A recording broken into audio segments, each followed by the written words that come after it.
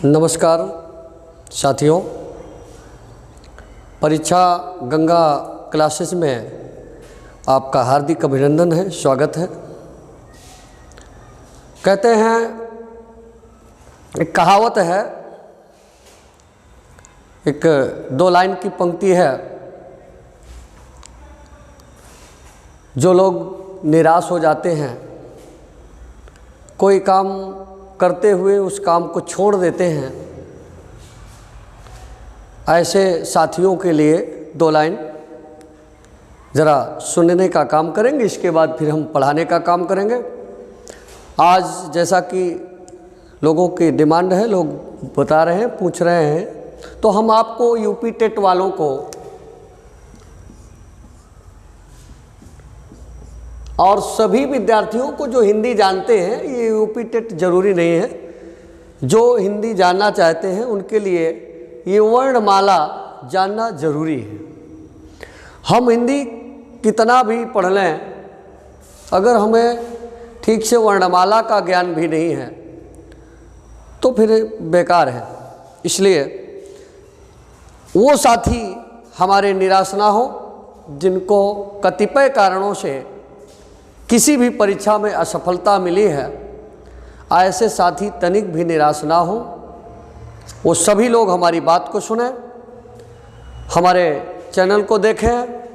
हिंदी, संस्कृत आदि तमाम विषयों में हम आपके पास अपने वीडियो को भेजने का काम करेंगे। आप सभी लोग उसका अध्ययन करें और मज़ा लें। मज़े से आपको पढ़ना है, निराश नहीं होना है। जब कोई व्यक्ति निराशाजनक और चिंताजनक स्थिति में रहता है तो फिर मेरे ख्याल से तो उसके मार्ग पर कठिनाई आना संभव है। लेकिन साथियों, जो व्यक्ति प्रसन्नता से अपने कार्य को आगे बढ़ाता रहता है, ऐसे व्यक्ति एक दिन अवश्य सफल होते हैं। सफलता उनके कदमों पर होती है। साथियों, कहना है कि जीवन में कुछ करना है तो मन को मारे मत बैठो, आगे आगे बढ़ना है तो हिम्मत हारे मत बैठो। मेरे साथियों, आइए हम हिम्मत नहीं हारते हैं, आप भी हिम्मत मत हारिए। आइए वर्णमाला का अध्ययन कराते हैं। साथियों, आपको पता हो या ना पता हो, हमको जो पता है वो हम आपको बताने का काम करेंगे। कि आज चैप्टर है हिंदी का और हम शुरू कर रहे हैं हिंदी वर्णमाला से। यद्यपि कुछ लोग हंसेंगे मेरी बात को सुन करके, और कुछ लोग गौर से जो बुद्धिजीवी होंगे वो सुनेंगे भी, लेकिन कुछ लोग जो सोचेंगे कि अरे ये क्या वर्णमाला बता रहे हैं, ये तो हम कक्षा 1 में पढ़े हैं। तो मैं उनसे कहना चाहता हूँ, सभी साथियों से कहना चाहता हूँ, आप किसी चीज़ को अन्यथा मत लीजिए। आप पढ़े हैं, हम भी पढ़े, सब कोई पढ़े हैं, लेकिन ये जब इसी से कोई प्रश्न यूपी टेट, सुपर टेट में आ जाता है तो अच्छे अच्छे पढ़े लोग पीछे खिसक जाते हैं। बड़ी बड़ी कंपटीशन प्रतियोगी परीक्षाओं में जब यही वर्णमाला से प्रश्न बन जाते हैं तो साथियों, पसीना लोग पोंछना शुरू करते हैं, नहीं जान पाते। अरे बाल रही कहाँ से आ गया। अब वैसे तो देखने में लग रहा है कहाँ से गया तक है, कोई बात नहीं, कहाँ से गया है इसको तो हम जानते हैं। अरे ये तो सब कोई कह देता, लेकिन इसके अंदर क्या जानते हैं ये भी जानना जरूरी है। आइए साथियों, सबसे पहली बात तो वर्णमाला, ये लिखा हुआ है हिंदी वर्णमाला। ये वर्णमाला क्या है ये जान लीजिए। छोटे बच्चे भी, हाई स्कूल के 11 के 12 के, हमारे 9 के आदि तमाम कक्षाओं के बच्चे मेरी बात को सुनेंगे। और सुनिए, जिन्हें नहीं मालूम वर्णमाला क्या है तो मैं वर्णमाला की परिभाषा बता दूं। वर्णों के क्रमबद्ध समूह को वर्णमाला कहते हैं। अब वर्णमाला, वर्ण धनमाला बराबर वर्णमाला। वर्ण कहते हैं अक्षर को, ये वर्ण किसे कहते हैं, अक्षर को। और अक्षरों का समूह जब व्यवस्थित क्रम में लग जाता है, व्यवस्थित हो जाता है, तो उसे वर्णमाला कहते हैं। साथियों, जिस तरह माला बनाते समय माली फूलों को व्यवस्थित रखता है, पहले गेंदा, गुलाब, चमेली आदि इस तरह की, तो हमारे विद्वानों ने, हमारे हिंदी के महान विद्वानों ने जिन्होंने भी ये बनाया होगा, उनके दिमाग को मैं सलाम करता हूँ इस मंच से, उनको प्रणाम करता हूँ, बार बार कोटिशा प्रणाम करता हूँ। उनके दिमाग को, उनके जीवन को, उनके पूरे परिवार को, पूरे खानदान को मैं प्रणाम करता हूँ कि उन्होंने वर्णमाला को, वर्णों के समूह को माला बना दिया और उसका नाम वर्णमाला दे दिया। मेरे साथियों, भाइयों बहनों, वर्णमाला की शुरुआत स्वर से होती है। यद्यपि ये यहाँ पर इसके प्रकार में व्यंजन लिखा हुआ है, पहले से लिख दिया गया है, ये है व्यंजन, लेकिन इसकी शुरुआत होती है स्वरों से। तो आइए देखते हैं स्वर कहाँ है, आइए देखते हैं। ये है स्वर, ये स्वर। स्वर में आप जानते हैं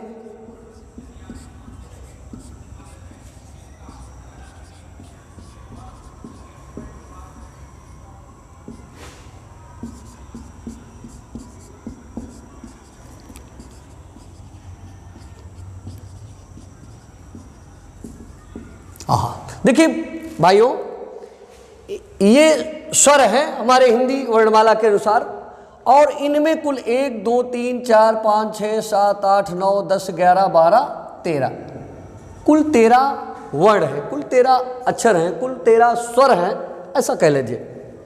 आइए इसकी गिनती कर लेते हैं। ये 5 है, ये है, तो आइए देखते हैं। ये 4 और 3 7 यानी 7 5 35 1 36, ये 36 ये है। ठीक साथियों, अब ये 13 हो गए स्वर, ये 36 हो गए व्यंजन। हमें ज्ञातव्य है कि हमारे वर्णमाला में, हिंदी वर्णमाला में कुल वर्णों की संख्या 52 होती है। अर्थात पूरे वर्ण समूह वर्णमाला, हिंदी वर्णमाला में कुल अक्षर कितने होते हैं? 52। ये मालूम हो गया। 13 36 ये आपको समझ में आ रहे हो, 49 हो गए। अब इसमें 3 घट रहे हैं, तो आइए जान लेते 3 कौन होते हैं। बहुत से हमारे साथी, बहुत से हमारी जो है बहनें जानती होंगी, बहुत से बच्चे हमारे ना जानते होंगे। तो देखते हैं, इसमें लिखे कुल आपको 49 दिख रहे हैं ना, लेकिन इसमें 3 और होते हैं। आइए देखते हैं वो 3 कौन कौन से होते हैं। देखिए, एक होता है ये ड़, एक होता है ढ़, और एक होता है ये श्र। ये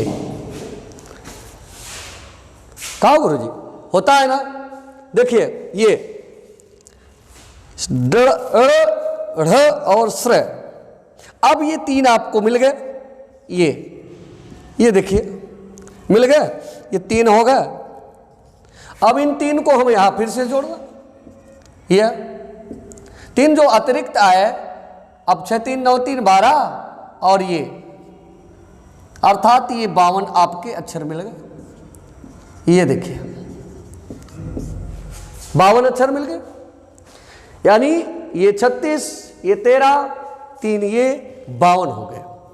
साथियों, अब ये 52 अक्षर तो आप भली भांति पहले से जानते होंगे पूर्वाज्ञान के अनुसार, लेकिन इसके अंदर भी अगर हम घुसें तो इनकी जड़ पता चलेगी, इसकी तह पता चलेगी। और इसके तह में जब जाएंगे तो साथियों, किसी भी प्रतियोगी परीक्षा, खासकर टेट और सुपर टेट में, तो आप कहीं पर हिंदी में कन्फ्यूज ही नहीं होंगे। और वर्णमाला से मेरी बात जहाँ तक भी जो भी सुन रहे हो साथी, जो भी प्यारे बच्चों, विद्यार्थियों, अभ्यर्थियों, साथियों, सबसे कहना है कि इससे कम से कम टेट और सुपर टेट में 10-10 प्रश्न पूछे जाएंगे, इसी से कम से कम। इसी से संबंधित। और हमारे तमाम विद्वान साथी, तमाम हमारे विद्वान गुरुजी, यूट्यूब चैनल वाले, तमाम महान गुरुजी भी अगर हमारी वीडियो देख रहे हो तो हम उनको प्रणाम करते हैं। और वो जानते भी होंगे, आपको वो लोग भी बताते होंगे, हम भी बता रहे हैं कि पूरी दुनिया में, पूरे संसार में जो कुछ भी हिंदी में या किसी भी भाषा में शब्द है, वाक्य है, कुछ भी है, वो सब वर्णों की देन है, सब वर्णों की देन। बिना वर्णों के कुछ भी संभव नहीं है।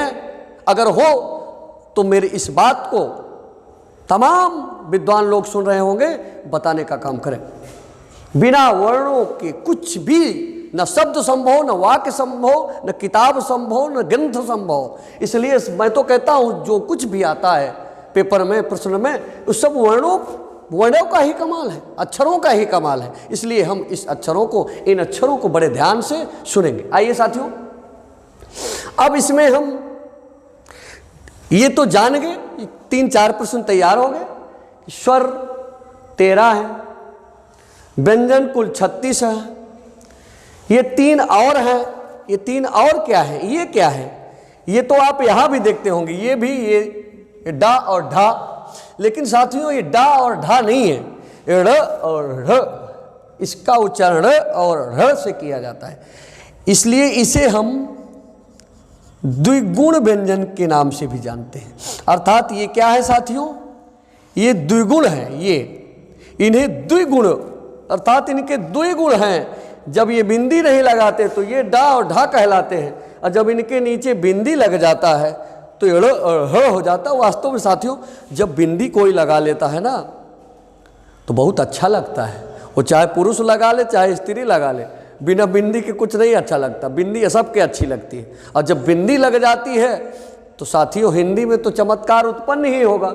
इसलिए आइए अब आपको हम इनके नाम बता दें। इनके नाम क्या है? आप कहते होंगे कि हम जानते हैं, ये क्या बता रहे हैं आचार्य जी?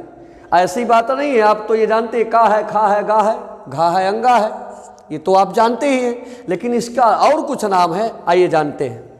देखिए ये का से लगा करके ये पा तक, ये इतने, खासकर टेट सुपर टेट वाले विद्यार्थी मेरे अभ्यर्थी भाइयों बहनों ध्यान से सुनना। ये का से लगाकर पा तक, ये जो पंचम वर्ग हैं इन्हें वर्ग कहते हैं। क्या कहते हैं? वर्ग। का वर्ग, चा वर्ग, टा वर्ग, ता वर्ग, पा वर्ग। इन पंचम वर्ग में कुल कितने वर्ण होते हैं? कुल 25 होते हैं, कुल 25 होते हैं। और इनका नाम क्या है? तो इन 25 सभी वर्णों का नाम है स्पर्श व्यंजन। स्पर्श व्यंजन, स्पर्श व्यंजन नाम है। इन सभी 25 वर्णों का स्पर्श व्यंजन नाम है। ठीक, फिर से सुने, इन सभी 25 वर्णों का स्पर्श व्यंजन नाम है। अगर अब आपसे हम पूछ लें कि का वर्ग में कितने स्पर्श व्यंजन हैं, तो आपको का वर्ग में बताना है 5 स्पर्श हैं। का, खा, गा, घा, अंगा, अर्थात प्रत्येक वर्ग में 5 व्यंजन हैं। का में भी 5, चा में भी 5, टा में भी 5, ता में भी 5 और पा में भी 5, अर्थात ये 5 50 25 हो गए। तो का वर्ग में अब आपसे प्रश्न, टेट सुपर टेट वाले ध्यान से सुने, आपसे प्रश्न बन सकता है कि दा धा वर्ग के व्यंजन हैं, ऑप्शन दे दे, का वर्ग, चा वर्ग, टा वर्ग, ता वर्ग। तो भैया जब आपको मालूम होगा कि दा और धा ता वर्ग के हैं तभी ना कर पाएंगे। तो इसलिए आपको ये मालूम होना चाहिए, आप ये जान जाएं, हमारे तमाम साथी भी यहाँ बैठे हैं, आप लोग भी ध्यान से सुनिए, ये जान जाइए कि ये, क्योंकि ये वर्गीय प्रश्न पूछे जाते हैं। मान लीजिए पूछ लिया कि पा वर्ग में अक्षर आता है, पा वर्ग में छा, था, था, फा, ये 4 पूछ लिया, एक विकल्प सही होगा। अगर हमको मालूम है पा वर्ग में ये फा पा फा बा भा मा आता है तो हम फा वाले को टिक करेंगे, सही करेंगे। नहीं मालूम है तो चले जाएंगे लल्लू लाल बन के। क्या होगा? कुछ नहीं होगा, गोलियाँ आएंगे। ऐसे ऐसे गोलियाँ दोगे, नंबर भी गोलियाँ आ जाएगा, फिर अगले साल परीक्षा दोगे। इससे कोई फायदा वायदा नहीं मिलता। आइए इसके नीचे चलते हैं। ये क्या है भैया? ये सब क्या है? ये तो स्पर्श व्यंजन है। तो ये क्या है? अरे इनका भी नाम है, इनका नाम है। आइए जानते हैं क्या नाम है। देखिए ये 4 या रा ला वा, ये चारों, इनका नाम है। इसको थोड़ी देर मिटा देते हैं, चिंता मत करिए। इसको मिटा के हम यहां लिख देते हैं ये, ठीक है ना। या रा ला वा, इसको कहते हैं अंतस्थ व्यंजन। अंतस्थ व्यंजन इनको क्या कहते हैं? दिख रहा है ना भैया? दिख रहा है, बोर्ड बिल्कुल चल रहा है ना सही से? हाँ, न चल रहा हो तो लाइट और जला दो, क्योंकि हमारे साथियों को दिक्कत ना हो देखने में। अंतस्थ व्यंजन इन्हें कहते हैं। किसको? या रा ला वा को अंतरिस्थ व्यंजन, अंतःस्थ, इन्हें अंतस्थ व्यंजन भी कहते हैं। अब आगे चलते हैं। फिर ये क्या है? ये सा, ये सा, ये सा और ये हा, ये 4, यानी ये और ये, इन चारों को ऊष्म व्यंजन के नाम से जानते हैं। इन चारों को किसके नाम से जानते हैं? ऊष्म व्यंजन, ऊष्म व्यंजन के नाम से जानते हैं। तो भैया अब ये बचे, क्या बचे? ये 4 बचे। एक ये छात्र गया, और श्रा यहां से उठा के हमने लिया था, ये श्रा, अर्थात ये चारों इन्हें कहते हैं संयुक्त व्यंजन। इन्हें क्या कहते हैं? संयुक्त व्यंजन कहते हैं। ठीक, ये देखिए भैया, अब आपसे प्रश्न पूछा जा सकता है संयुक्त व्यंजन कौन कौन से आते हैं, या संयुक्त व्यंजन है, विकल्प दे देगा। ऊष्म व्यंजन है, अंतस्थ व्यंजन है, या अंतस्थ। कभी कभी ये भी सवाल आ जाता है साथियों कि अंतस्थ व्यंजन नहीं है, ऊष्म व्यंजन नहीं है, द्विगुण व्यंजन नहीं है। नकारात्मक ढंग से भी हमारी सरकार सवाल पूछने का काम करती है। अभी टेट के 2 साल पहले का पेपर 2018 का है शायद, हमने देखा था, उस ज़्यादातर जूनियर के पेपर में नकारात्मक ही पूछा गया था, ये नहीं है, ये नहीं है। अब हमारे तमाम बच्चे हैं, तमाम साथी हैं, अब उनको पता है कि ये है, तो है वाला पहले विकल्प पाए, टिक करके चले आए, गोलियाँ चले आए, तो गोलियाँ ने काम